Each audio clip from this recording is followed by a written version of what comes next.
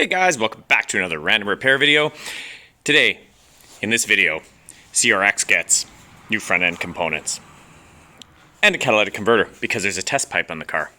Let's go.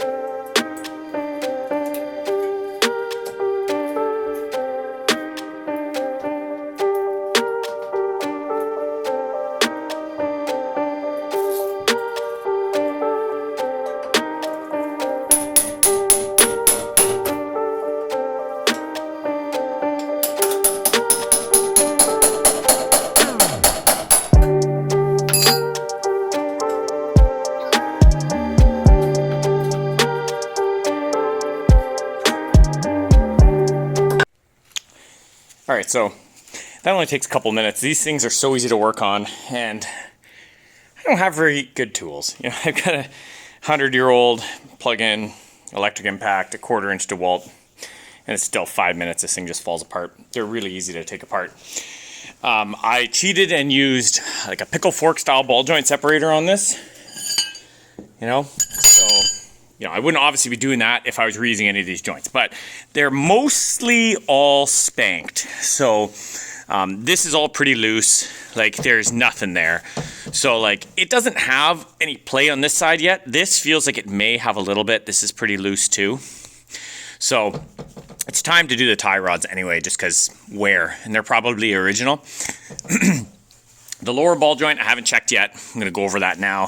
The upper, I don't think it had play, but it's pretty loose. But also, this is the problem. The bushings in this are totally spanked. Like, that shouldn't just move like that.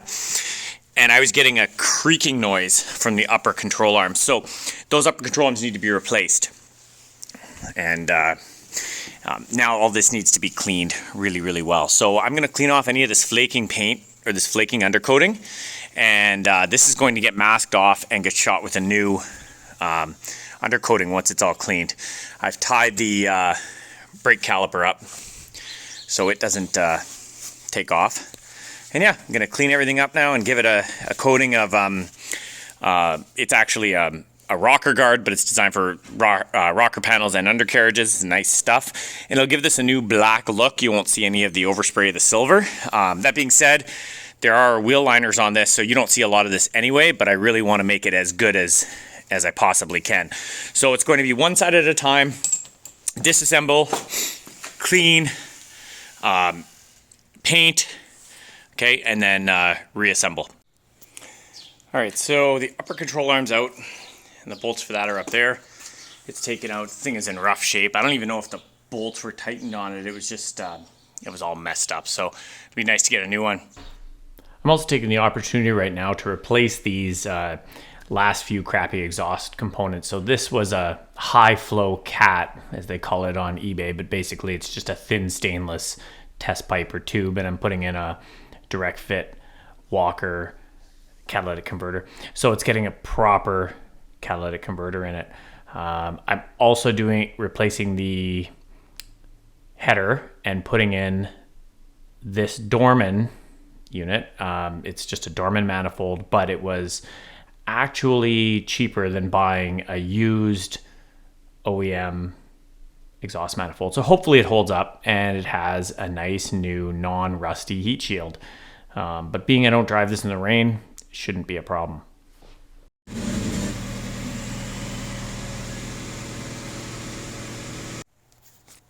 So for a cleaner, I'm just going to use this mean green. Just going to give it all a light dusting with it. Everywhere. And then I'm going to let it sit for about 5 minutes, and I'm just going to hit it with this brush. And then isopropyl alcohol and some rags will finish the cleaning. So I gave this all a scuff with a Scotch-Brite and cleaned it with isopropyl alcohol, and I've half-assed masked everything off here. I just got to do the rest of this brake hose. But I think I'm going to order new brake hoses for this and do it now while it's apart, because brake hoses, and they could be 30 years old, so might not be a bad idea. So just going to let this dry, and I'm going to spray it sort of like the way they factory had it. So I'm not going to bother going much into here, but I'm also not going to mask it off. Whatever goes over there goes over there, and I'll just get the main area, and it'll look hopefully a lot cleaner.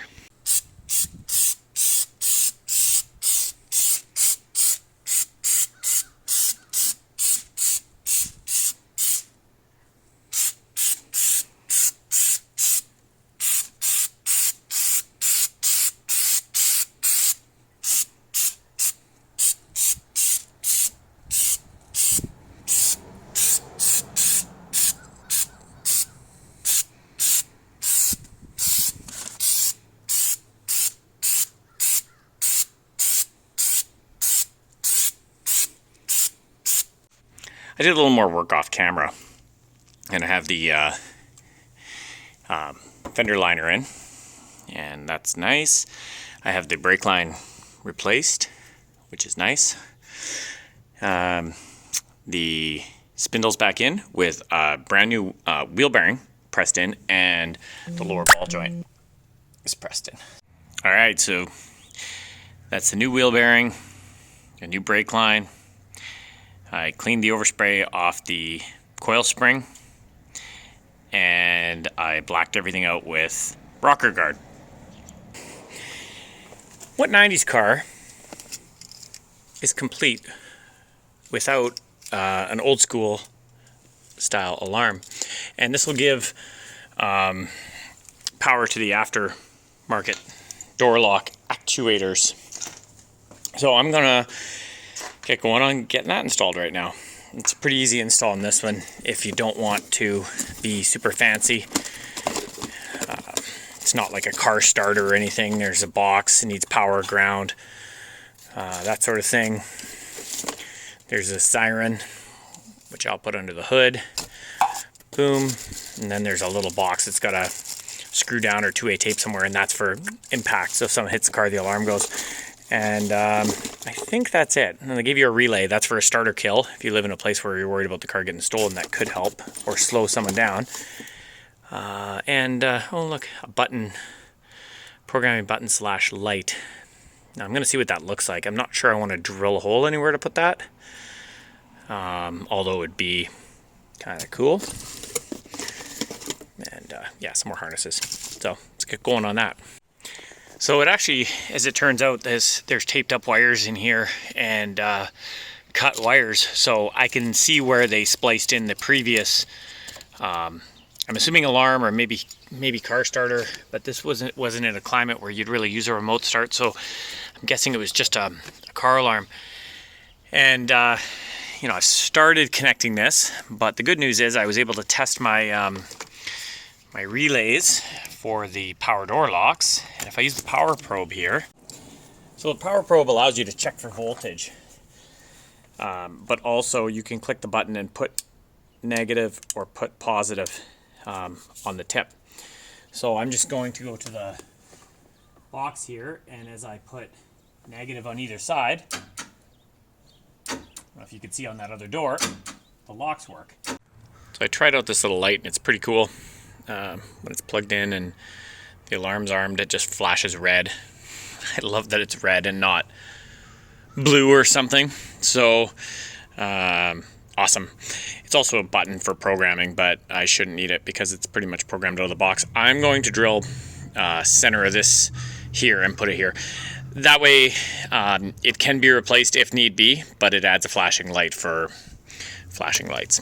So that's where I'll put it. So now it's time to put the last pieces of the puzzle together of the CRX. And these were all pieces that were kind of in the bottom of the bins, sitting in the corner of the garage, that all needed to be put together before the car had its appraisal, which was actually the day after these clips were taken. So I worked late into the evening getting all the little stuff done, as well as giving everything a good clean, a good vacuum, and a good polish on the inside. And then the next day was the big car wash and appraisal. So headliner goes in, all the headliner accessories go in, like the mirrors, the visors, the microphone for the Bluetooth radio, and all the interior plastic trims. So I gave everything a good vacuum. I put some panel cleaner on all the interior plastics, and boom, there's the finished product. I think everything turned out really good, and I really thank you guys for watching this series, following along with me. Now let's watch Haircut Steve give this thing a car wash.